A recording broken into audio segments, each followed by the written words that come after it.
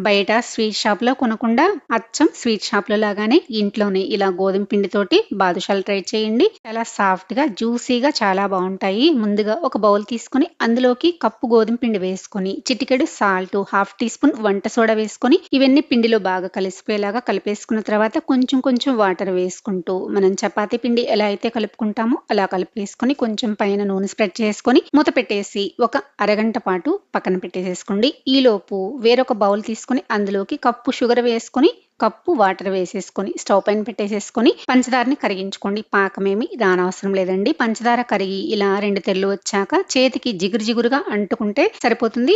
అప్పుడు ఇందులోకి ఇలాచి పౌడర్ వేసేసి స్టవ్ ఆఫ్ చేసి మూత పెట్టి పక్కన పెట్టుకోండి. అరగంట తర్వాత పిండి ఇంకొంచెం సాఫ్ట్‌గా అయిపోయింది. ఇప్పుడు దీనిలోంచి కొంచెం కొంచెం తీసుకుంటూ ఇలా ఉండలు చేసేసుకొని చేతుల మధ్యలో పెట్టేసేసుకొని నేను చూపించిన విధంగా ప్రెస్ చేసి ఇలా 2 వైపులా వేళ్ళతోటి హోల్ వచ్చేలాగా ఇలా చేసేసుకొని వీటన్నింటిని ఒక ప్లేట్‌లోకి పెట్టేసేసుకోండి. మొత్తం ఇలానే చేసుకొని పెట్టేసుకున్న తర్వాత డీప్ ఫ్రైకి తగినంత ఆయిల్‌ని హీట్ చేసుకోవాలి.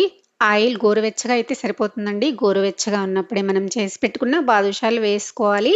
వెంటనే గరిటె పెట్టి కదిలించకూడదు. వాటంతట అవే ఇలా పైకి తేలినప్పుడు అటు ఇటు టర్న్ చేసుకుంటూ ఇలా మంచి కలర్ వచ్చేంత వరకు ఫ్రై చేసి వీటిని తీసి మనం చేసి పెట్టుకున్న పంచదార పాకంలోకి వేసేసుకొని ఇవన్నీ పాకంలో మునిగేలాగా చేసేసుకొని మూత పెట్టేసి పాకం పీల్చుకునేదాకా ఒక అరగంట పాటు పక్కన ఉంచేసి తరువాత సర్వ్ చేసుకోండి. వీడియో నచ్చితే లైక్ చేసి సబ్స్క్రైబ్ చేసుకోండి. Thanks for watching.